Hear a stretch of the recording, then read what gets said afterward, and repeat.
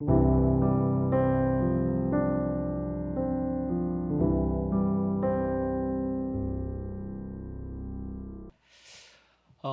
성도님들 드라마 좋아하시는 분들 많으시죠? 요즘 참 한국 드라마, 영화들 참 잘 만드는 것 같습니다. 드라마를 이렇게 한 편 보면 그 끝부분에 다음 편이 너무 궁금해지게 만들죠. 그래서 이제 한 편만 더 보자, 한 편만 더 보자 하다가 늦은 밤까지 드라마를 시청해 보시는 분들 계실 겁니다. 그 중에 하나가 전데요. 그래서 저는 드라마를 요즘 잘 안 봅니다. 한 편 보면 끝까지 볼 것 같아서 차라리 안 보는 게 낫겠다 싶어서 드라마를 잘 보지 않습니다. 그런데 요즘 이렇게 드라마 물론 재미있고 작품성도 뛰어난데 너무 자극적이고 선정적인 장면들이 참 많이 있습니다. 그래서 보긴 보는데 뭔가 남는 게 없다거나 아니면 본 후에 뭔가 이렇게 여운이 남는, 안 좋은 여운이 남는 그런 드라마들이 있습니다. 저는 개인적으로 이제 기독교 문화 선교 사역을 하고 있는데요. 그래서 나중에 기회가 되면 이 드라마나 뭐 영화, 뮤지컬, 연극 같은 그런 문화적인 컨텐츠를 이용해서 하나님의 말씀을 정말 많은 사람들, 특히 믿지 않는 사람들에게 전하고 싶은 그런 비전이 있습니다. 그 중에서 제가 만약에 드라마를 성경 이야기로 만든다고 하면 저는 가장 먼저 단연코 우리 룻기 말씀을 드라마로 만들 것 같습니다. 왜 그러냐면 이 룻기만큼 성경에서 드라마적인 요소가 가득한 그런 말씀은 없는 것 같습니다. 그런데 이렇게 사람들에게 흥미를 끌 수 있는 드라마적인 요소가 이 룻기에 많이 있지만 우리는 그것보다 우리 룻기서를 통해서 하나님의 사랑을 알아야 합니다. 그래서 룻기서를 우리에게 주신 하나님의 목적은 이 룻기를 재밌게 읽고 끝내라는 것이 아니라 이 말씀을 통해서 하나님이 어떤 분이신지, 하나님의 사랑이 어떤 것인지를 알기 원하셔서 이 말씀을 주신 겁니다. 오늘은 이제 그런 룻기를 통해서 하나님의 사랑을 발견해 보는 시간을 갖고자 합니다. 먼저 다 아시겠지만 이 룻기서의 말씀을 제가 간단하게 이제 요약해 보도록 하겠습니다. 이 사사시대에 베들레헴에 엘리멜렉과 나오미라는 부부가 두 아들 말론과 기럐과 함께 살고 있었습니다. 그런데 이들이 살던 베들레헴에 이제 큰 가뭄이 찾아옵니다. 엘리멜렉 가족은 그래서 그 가뭄을 피해서 어디로 가냐면 모압이라는 지역으로 이주를 하게 됩니다. 그런데 안타깝게도 이제 모압에 가서 얼마 있지 않아서 이 가정의 가장인 엘리멜렉이 죽고 맙니다. 그리고 시간이 좀 흘러서 두 아들은 모압 여인과 결혼을 하는데 이때 결혼한 이 여인들이 오르바와 룻이라는 이 두 여인입니다. 그렇게 이제 두 아들은 가정을 꾸리게 되죠. 그런데 좀 안타까운 일이 또 이 가정에 생깁니다. 이 가장인 엘리멜렉이 죽은 이후에 이제 두 아들마저 죽고 만 겁니다. 이제 이 가정에는 시어머니 나오미 그리고 오르바와 룻 세 사람만이 남았습니다. 이제 그렇게 10년 정도 시간이 흘렀는데 고향 베들레헴에 가뭄이 끝났다는 소식이 이제 들려옵니다. 그 소식을 들은 시어머니 나오미는 다시 고향으로 돌아가야겠다 하고 이 두 며느리와 함께 이 고향인 베들레헴으로 향해 나아갑니다. 그런데 베들레헴으로 향하던 나오미가 어찌된 일인지 두 며느리에게 너희의 고향으로 돌아가라 라고 명합니다. 이때 두 며느리는 시어머니를 따르겠다고 말하지만 이내 첫째 며느리 오르바는 고향으로 돌아가고 둘째 며느리 룻만 그대로 시어머니 나오미를 따라서 베들레헴으로 가게 됩니다. 이제 베들레헴으로 도착한 이 두 과부 나오미와 룻의 삶은 평탄하지 않았습니다. 그러던 그들에게 한 남자가 나타나는데 그 이름이 보아스입니다. 그리고 나오미와 룻은 이 보아스의 도움을 받아서 집안을 회복시킬 수 있었고 그와 더불어 룻은 보아스와 혼인해서 해피엔딩으로 룻기의 이야기가 마무리됩니다. 앞서서 이야기했던 것처럼 드라마적인 요소가 가득하죠. 위기도 있었고 슬픔도 있고 의리도 있고 또 로맨스도 있습니다. 룻기 이야기 참 멋지죠. 그런데 우리는 이 룻기서를 통해서 그런 아름다운 드라마적 요소만을 바라봐서는 안 됩니다. 바로 이 안에 담겨져 있는 앞에서 이야기한 것처럼 하나님의 사랑을 발견해야 합니다. 이제 사실 성경을 읽다 보면 이 룻기서가 등장하는 그 시점이 좀 뜬금없다 느낄 수 있습니다. 창세기, 출애굽기, 레위기, 신명기를 거쳐서 이제 여호수아와 사사기 다음으로 룻기가 등장하죠. 이제 출애굽한 이스라엘 백성들이 가나안 땅에 들어가서 12지파로 나누어지고 그곳에서 이제 이스라엘 민족이 세워집니다. 역사적인 사건들이 이렇게 나오다가 그 타이밍에 갑자기 별로 상관없어 보이는 이 한 가정의 이야기가 이제 등장하게 되는 거죠. 진짜 이제 좀 뜬금없습니다. 그런데 이 룻기서가 뜬금없이 등장하는 그 이유가 오늘 말씀의 주제가 될 것 같습니다. 룻기는 1장 1절에서 이렇게 시작합니다. 사사들이 치리하던 때, 역사적으로 룻기는 사사들이 치리하던 때 이야기입니다. 이게 이제 굉장히 중요한데요. 사사들이 치리하던 때, 그러니까 룻기가 등장하는 그 시점에 이스라엘은 어떤 상황이었냐면 룻기 1장 1절 바로 앞절인 사사기 마지막 구절을 보면 답이 있습니다. 사사기 21장 25절에 이렇게 쓰여 있습니다. 그때 이스라엘에 왕이 없으므로 사람이 각기 자기의 소견에 옳은 대로 행하더라. 지금 이스라엘은 질서가 없습니다. 부도덕했고 영적으로도 매우 혼란한 그런 타락한 시대를 경험하고 있는 그런 이스라엘이었습니다. 방금 읽은 말씀처럼 그것을 각기 자기의 소견에 옳은 대로 행하더라로 오늘 성경은 표현하고 있습니다. 그런 매우 혼란한 시기인 사사기서에 이어지는 룻기의 이야기는 그런데 그와는 다르게 매우 아름답습니다. 악인이 한 명도 등장하지 않습니다. 룻기서를 보면 정말 악인이 한 명도 없습니다. 고부 간의 갈등도 없고 이방 여인을 향한 차별도 없습니다. 가난한 과부를 위해 도움의 손길이 있었고 사랑과 희생의 이야기들이 이 룻기서 안에는 가득가득 담겨져 있습니다. 룻기가 자기 소견대로 행하던 혼돈의 시대에 갑자기 등장한 것은 하나님의 포기하지 않는 사랑을 이야기하고 있는 것입니다. 특히 오늘의 말씀 제목처럼 그러지 않아도 되는 것에 사랑을 베푸는 그런 예수님의 참사랑, 바로 헤세드가 이 룻기의 핵심 포인트가 되겠습니다. 그래서 오늘 설교 말씀에서는 룻기의 주인공 세 사람의 이야기를 통해서 진정한 참된 헤세드를 한번 찾아가 보고자 합니다. 자, 룻기서에 등장하는 인물 중에서 가장 불행한 한 사람을 뽑으라면 단연코 나오미죠. 이방 땅 모압에서 남편을 잃고 엎친 데 덮친 격으로 두 아들마저 죽습니다. 이제 나오미에게 남겨진 가족이라고는 두 며느리 오르바와 룻 두 며느리밖에 없습니다. 자, 여기서부터 이제 인간적인 생각으로 나오미가 해야 할 것은요, 행여라도 두 며느리가 자신을 떠나서 친정으로 돌아가진 않을까 하는 그런 마음으로 잘 구슬려서 남은 여생을 그래도 며느리의 섬김을 받으면서 그렇게 사는 것이었습니다. 그런데 나오미는 그것과는 다른 결정을 하죠. 오히려 자신을 따르는 두 며느리를 고향으로 가라 명합니다. 며느리들이 이제 시어머니를 계속 따르겠다 이야기하니까 3번씩이나 돌아가라 라고 3번씩이나 명합니다. 이거는 나오미가 빈말로 한 것이 아니고요, 나오미는 진짜로 자신의 두 며느리가 고향 땅으로 돌아가서 새 가정을 꾸리고 평안을 누리면서 살기를 간절히 소망하면서 이렇게 두 며느리에게 축복을 빌어줬습니다. 룻기 1장 8절에 보면 두 며느리들의 모압 생활을 향해서 진짜로 나오미가 축복해 줍니다. 그녀는 이제 두 며느리가 베들레헴 땅에 들어가면 어떤 삶을 살게 될지를 너무나도 잘 알고 있었습니다. 당시 모압 땅은 이제 이방 땅이죠. 근데 그냥 이방 땅이 아니라 이스라엘 사람들이 거의 사람 취급하지 않는 그런 땅이었습니다. 역사적으로 모압은 이스라엘의 출애굽을 방해했고요, 심지어 그 이후로 모압은 이스라엘을 18년 동안 지배하기까지 했습니다.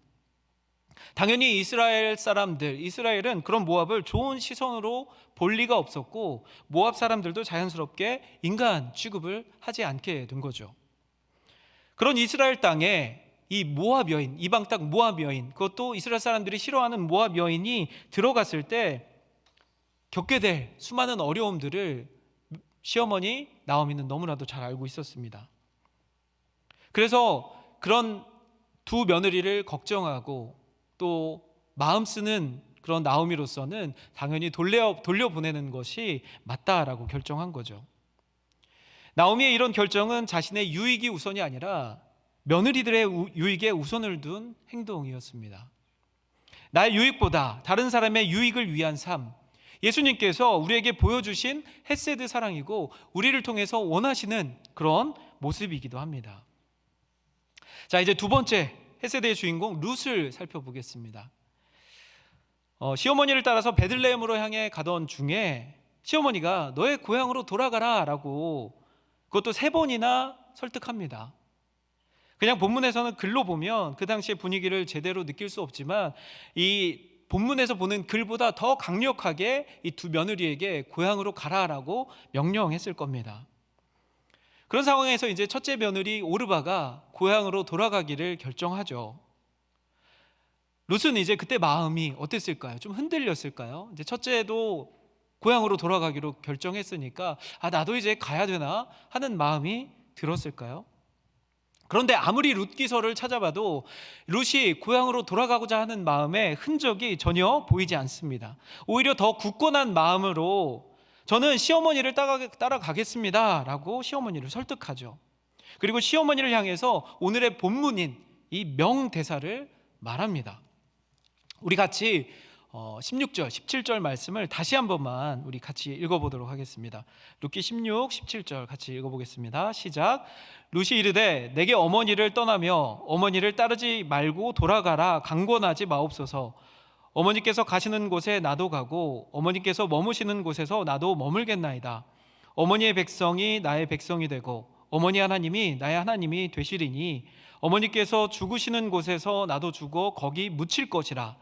만일 내가 죽는 일 외에 어머니를 떠나면 여호와께서 내게 벌 내리시고 더 내리시기를 원하나이다 하는지라. 아멘. 굉장히 아름다운 말이죠. 그래서 한간에는 이 말씀이 대한민국 시어머니들이 가장 좋아하는 성경 말씀이다라는 그런 이야기들도 있을 정도로 시어머니를 향해서 참 아름다운 참 고백을 하는 그런 룻입니다. 저도 결혼해서 이제 처갓집에 초반에 이제 많이 가다 보면 이 장인어른과 둘만 딱 이렇게 한 공간 안에 놓여 딱 이렇게 있을 시간들이 있습니다. 참 어색하더라고요. 이게 무슨 말을 해야 될까? 이게 남자분들은 이렇게 많이 미소를 지으시는데 남자 성도분들은 근데 이제 저보다도 더 시아버지래. 네, 장인어른이 더 어색해하시는 것 같습니다. 헛기침을 이렇게 하시면서 계속 이렇게 하시는 소리에 저는 이제 저쪽에서 놀고 있는 아이들, 잘 놀고 있는 아이들을 부르면서 그쪽을 향해 나아갑니다. 그래도 이제 지금은 장인어른과 관계가 많이 좋아지고 친해져서 이제 대화도 많이 하고 어색함이 많이 사라졌습니다. 근데 이제 이렇게 사위와 장인어른의 관계는 비교도 안 될 정도로 사실 시어머니와 며느리 관계는 참 어렵죠. 우리 여자 성도님들은 다 이제 아실 겁니다. 그래서 이런 말도 있죠. 한국 아파트들 이름이 참 어렵게 지어졌잖아요. 영어 이름으로 길게. 예를 들면 뭐 월드 메르디앙 반도 보라빌. 네. 이렇게 어려운 이름들이 한때 유행이었습니다. 근데 이제 그렇게 영어 이름으로 어렵게 길게 지은 이유가 이제 시어머니가 찾아오기 어렵게 하려고 이렇게 지었다라는 말이 있었죠. 근데 요즘은 이제 다시 아파트들 이름을 쉽게 지어 가고 있다고 합니다. 왜 그러냐면 이제 이름을 이렇게 어렵게 지었더니 시어머니들이 이제 시누이를 대동해서 집에 찾아와서 그냥 시누이와 시어머니 같이 맞느니 시어머니만 맞이하자라는 마음으로 이렇게 요즘 다시 이름이 쉬워졌다고 합니다. 이렇게 이런 농담이 있을 정도로 시어머니와 며느리의 관계는 참 어렵습니다.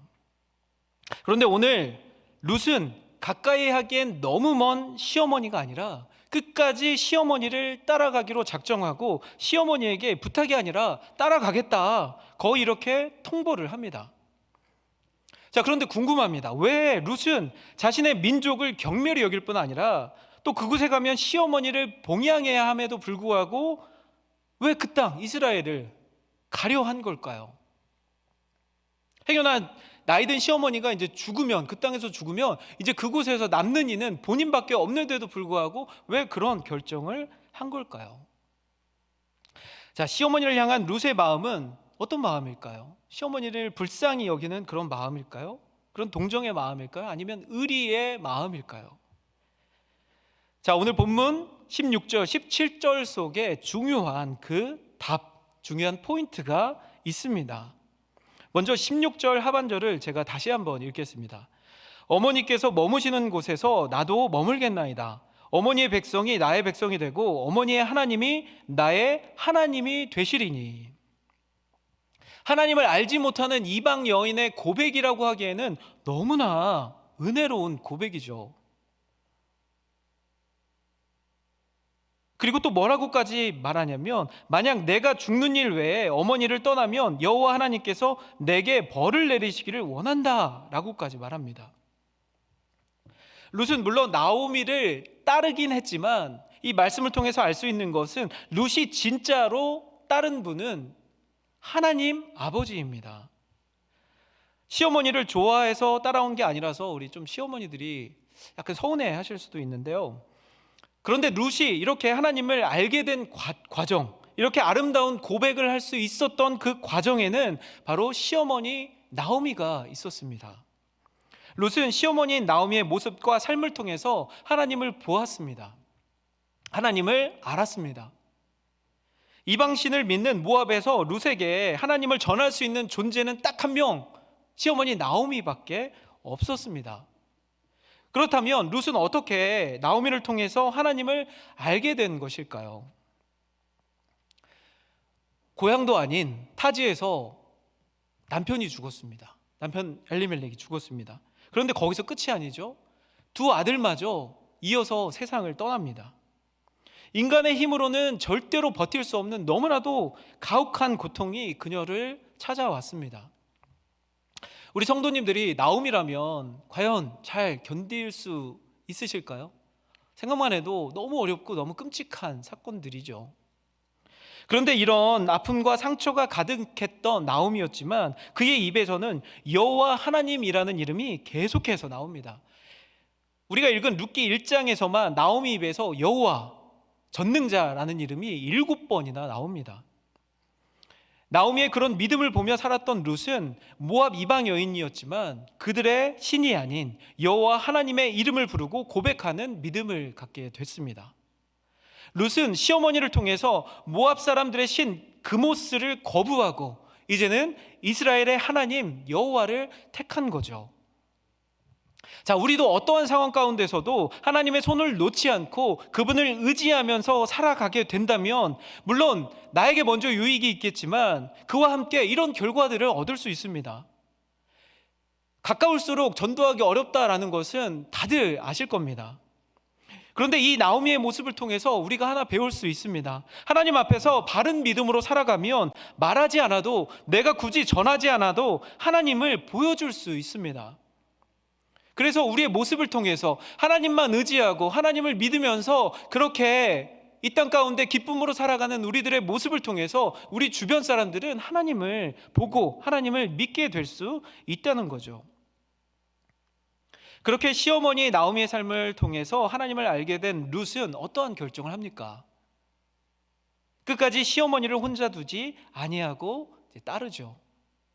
이방 여인임에도 불구하고 이스라엘 땅에 들어가서 끝까지 시어머니를 봉양하기로 결단하고 그렇게 행합니다. 이제 이것이 룻의 헤세드입니다. 그러지 않아도 됨에도 불구하고 룻은 시어머니를 향한 목숨을 건 헤세드 사랑을 실천한 거죠. 이렇게 룻처럼 하나님의 은혜를 입은 사람은 내게 유익이 없을지라도, 아니 내가 손해보는 일이 있을지라도 그 사랑을 실천합니다. 행합니다. 왜 그러냐면 그것이 하나님의 뜻이고 우리를 향해서 하나님이 원하시는 모습이기 때문입니다.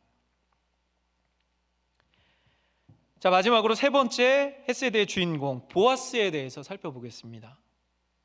나오미와 룻이 베들레헴에 도착했는데 이들에게는 저장해 놓은 양식이 없었습니다. 이제 먹을 것이 없다 보니까 이제 추수하는 밭에 가서 이삭이라도 줍고자 이제 룻이 주변 밭으로 가게 됩니다. 룻기 2장 3절에 보니까 룻이 가서 베는 자를 따라 밭에서 이삭을 줍는데 우연히 엘리멜렉의 친족 보아스에게 속한 밭에 이르렀더라, 이렇게 나와 있습니다.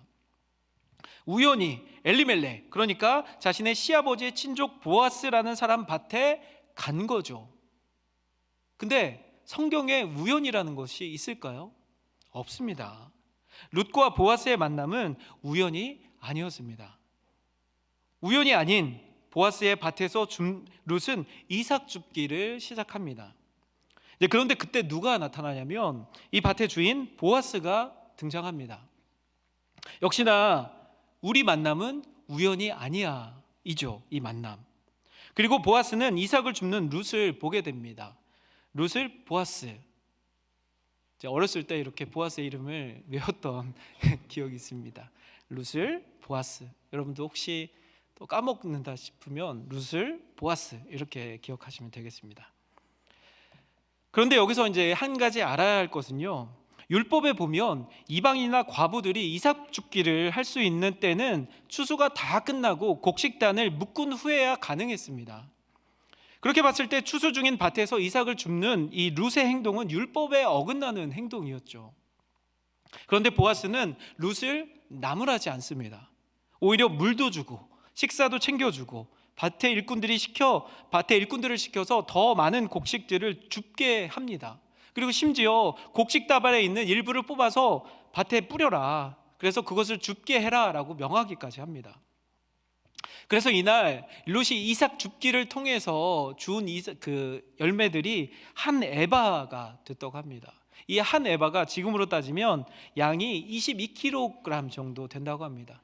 요즘 우리가 쌀을 살 때 한 20kg 쌀을 많이 사죠. 그것보다 더 많은 양을 이삭 줍기로 룻이 주운 거죠. 그렇게 보아스의 은혜를 입은 겁니다. 룻기서를 제대로 읽지 않고 지금 방금 이야기했던 그 부분을만 보게 되면 보아스가 룻의 미모에 반했거나 다른 마음을 품고 그런 행동을 했다라고 생각할 수 있습니다. 아니면 보아스가 원래 착한 사람이어서 누구에게나 그런 선을 베푸는 사람이라고 여길 수도 있습니다. 물론 맞는 말이기도 합니다. 그런데 보아스가 이렇게 룻을 도운 이유는 따로 있습니다.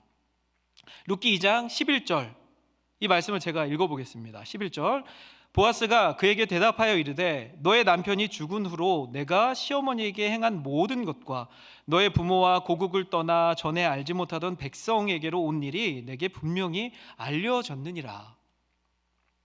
보아스가 룻을 선대한 이유는 바로 이것입니다. 룻이 행했던 시어머니를 향한 헤세드 사랑을 들어서 알고 있었고, 그에 대해서 똑같이 이 보아스도 룻에게 헤세드 사랑을 베푼 것입니다. 그런데 이제 그 다음 구절 12절을 보면 더 놀라운 구절이 나옵니다. 여호와께서 내가 행한 일에 보답하기를 원하며 이스라엘의 하나님 여호와께서 그의 날개 아래 보호를 받으러 온 내게 온전한 상 주시기를 원하노라 하는지라. 자, 지금 보아스가 룻에게 행했던 헤세드는 그냥 보아스의 선한 마음에서 나온 게 아닙니다. 앞서 룻이 하나님을 알고 하나님의 은혜를 입은 뒤에 그러지 않아도 되는데도 불구하고 시어머니를 끝까지 봉양하기로 결정한 것처럼 보아스도 하나님의 은혜를 입은 자로서 하나님이 가르쳐 주신 대로 룻에게 그렇게 사랑을 행한 것이죠.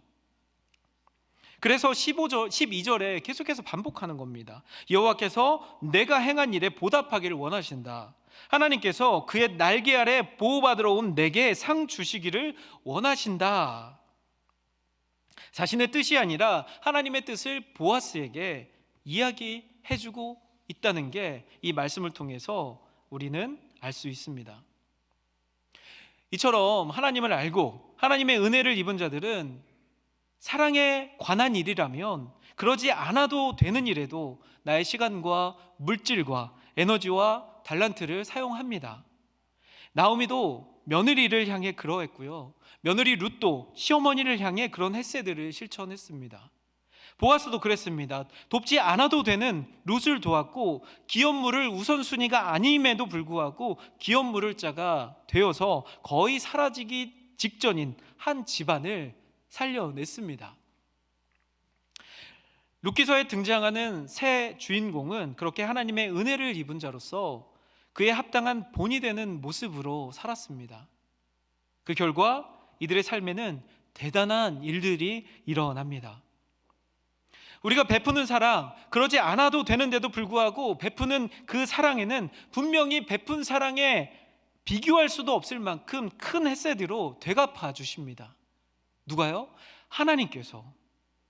하나님은 언제나 우리가 하는 것 이상으로 풍성하게 갚아주시는 분입니다. 우리 성도님들도 삶에서 그것들을 너무나도 많이 경험해 보셨을 겁니다. 나오미는 고통의 끝을 맛본 여인이었습니다. 그런데 그럼에도 불구하고 하나님을 의지했습니다. 고통 속에서도 하나님의 손을 놓지 않았습니다. 그런 나오미의 모습을 통해서 룻은 모압의 신이 아닌 하나님의 은혜를 경험하고 그런 하나님을 믿기로 결정하고 그 결과 모압 땅이 아닌 시어머니와 함께 이스라엘로 향해 나아가게 된 것입니다. 그리고 하나님의 헤세드를 통해서 그녀도 시어머니에게 헤세드를 실천합니다. 그 결과 어떻습니까? 보아스를 만납니다. 신실하고 성품 좋은 남자 보아스를 만나서 그의 헤세드를 통해서 룻과 보아스의 삶은 이제 역전되어집니다.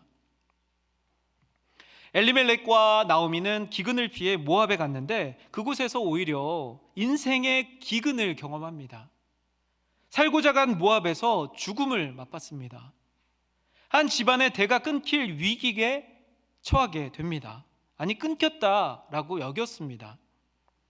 나오미와 룻은 아무것도 없고 아무 희망도 없는 그런 삶이었지만 그들의 헤세드는 놀라운 인생 역전 말로 홈런으로 끝이 납니다. 기근으로 시작했지만 보아스를 만남으로 풍성히 채워주심을 경험했습니다. 죽음으로 시작했지만 하나님은 그 가정에 새로운 생명들을 허락해 주셨습니다. 헤세드 사랑으로 이룬 가장 놀라운 결과는 룻과 보아스의 후손들이죠. 룻과 보아스는 혼인하여 아들을 낳았는데 그 아들 이름이 오벳입니다. 그리고 오벳은 시간이 흘러서 또 자녀를 낳고 아들을 낳았는데 그 이름이 바로 이새입니다. 자, 이새 많이 들어본 이름이죠. 바로 다윗 왕의 아버지입니다. 거의 꺼져가던 불씨가 헤세드 사랑으로 활활 피어올라서 이스라엘의 최고의 왕 다윗을 만들었습니다. 그리고 이제 거기서 끝이 아니죠. 바로 그들은 예수 그리스도의 육적인 조상이 되었습니다. 이보다 놀라운 축복이 어디 있을까요? 이스라엘의 가장 사랑받는 왕이 그의 집안에서 나왔고 예수 그리스도가 또 그 집안에서 탄생했습니다. 우리도 그들처럼 그러지 않아도 되는 일에 사랑을 베풀면 하나님이 분명하게 갚아주십니다. 우리가 해야 할 것은 예수님께서 말씀하신 새 계명을 너에게 주노니 서로 사랑하라. 내가 너희를 사랑했던 것처럼 사랑한 것 같이 너희도 서로 사랑해라. 이 계명을 지킴으로써 지켜나감으로써 하나님의 말씀을 순종하며 살아가는 것이 우리가 이 땅에서의 행해야 될 일입니다. 그렇게 되면요, 시어머니와 며느리 관계에서도, 부모와 자녀의 관계에서도, 형제끼리도, 교회에서도, 부부끼리도, 직장에서도 우리는 여러분들이 속한 모든 공동체 안에서 이런 헤세드 사랑을 통해서 하나님을 나타내게 돼 있습니다. 보여줄 수 있습니다. 룻이 그랬던 것처럼, 보아스가 그랬던 것처럼, 나오미가 그랬던 것처럼 우리는 헤세드 사랑으로 예수님을 전하고 보여줄 수 있습니다. 그리고 그 결과는 우리가 생각한 것 이상, 아니 상상도 할 수 없을 만큼 큰 것들을 하나님께서 우리 삶을 통해서 갚아주십니다. 우리 자녀들에게 갚아주시고 내 주변을 통해서 그것들을 갚아주십니다. 그래서 우리가 행해야 될 것은 그런 하나님의 말씀을 믿으면서 그러지 않아도 되는 일에 내 시간과 물질과 에너지와 내 재능을 다 쏟아서 사랑을 실천하는 것, 그것입니다. 그렇게 우리 삶 속에서 사랑이 끊이지 않고 헤세드 사랑이 실천되어지는 우리 모든 충신의 성도님들 되시길 주님의 이름으로 축원합니다. 아멘. 잠깐 기도하겠습니다. 하나님 감사합니다. 오늘 룻기 말씀을 통해서 그러지 않아도 되는 일에 사랑을 베풀고 시간을 사용하고 물질을 사용하고 또 우리의 주신 재능을 사용하고 그렇게 사랑을 실천하라라는 말씀을 오늘 룻기 말씀을 통해서 배웠습니다. 하나님, 이 배운 말씀대로 우리가 속해 있는 그곳에서, 가정에서, 직장에서, 학교에서, 속해 있는 모든 공동체 안에서 그렇게 헤세드 사랑을 베풀 수 있는, 나타낼 수 있는 자녀가 되길 원합니다. 그렇게 우리가 하나님의 헤세드의 사랑을 실천함으로써 우리 주변이 변화되고 하나님을 알지 못하는 많은 이들이 하나님을 경험하는 놀라운 일들이 일어나길 소망합니다. 어렵고 힘든 일일지라도 우리들 포기하지 아니하고 그렇게 하나님의 헤세드 사랑을 실천하길 소망하며 사랑이 많으신 예수님의 이름으로 기도합니다. 아멘.